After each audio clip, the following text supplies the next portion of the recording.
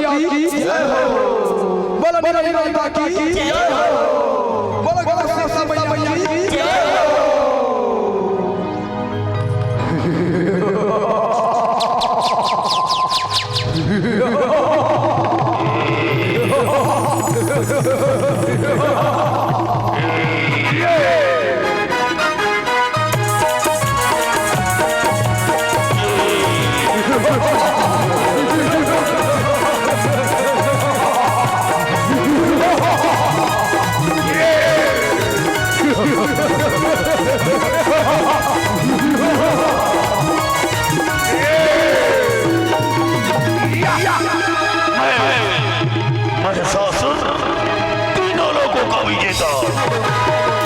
अभी तक इस तीनों लोगों में मेरा जय जयकार हो रहा है। क्या धरती लोक पर मेरे नाम का गुणगान हो रहा है कि नहीं? ये धरती लोक पर चला जाए, चलो धरती लोक पर पलायन किया जाए। हेलो हेलो हेलो हेलो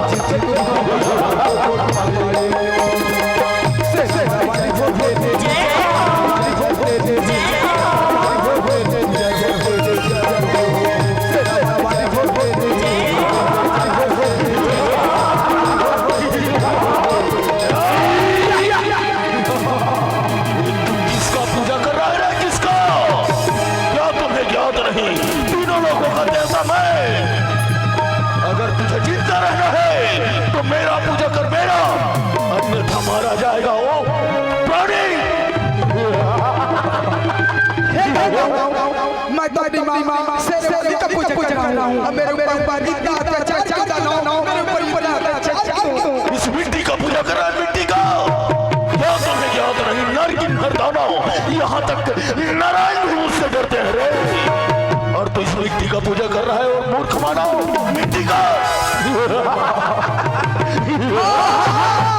मैं मिट्टी का पूजा कर रहा हूँ क्योंकि सब व्यापी है, करने वाली माँ। अब माँ के अलावा मैं किसी का पूजा नहीं कर सकता। अभी तू जाना है तो मेरे घर से आ जा। माँ तुझे मार देंगे। तो बुला अपनी माँ को, कौन से बिल में छुपा है, आज मैं भी देखना चाहता हूँ। तू मेरे सामने टीप पाता है कि नहीं? बुला रे, अन्यथा मारा जाएगा।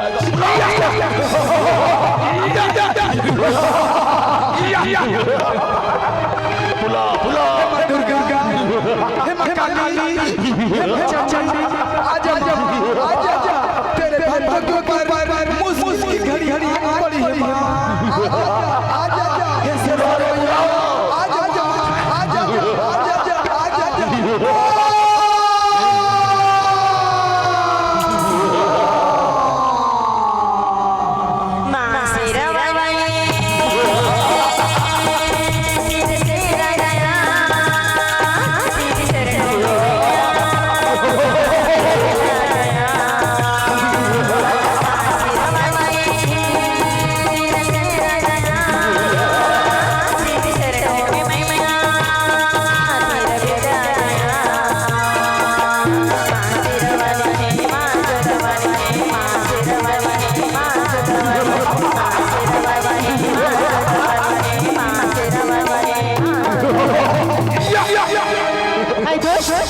राक्षस, तेरी ये दुस्साहस, तू मेरे इन मासूम भक्तों पर क्यों अत्याचार कर रहे पापी?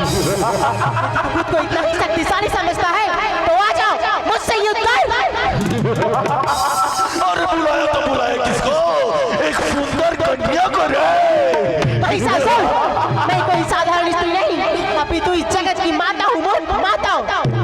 सुंदर कन्या, अगर तू इस जगत की माता है तो मैं इस जगत का पिता हूँ, पिता।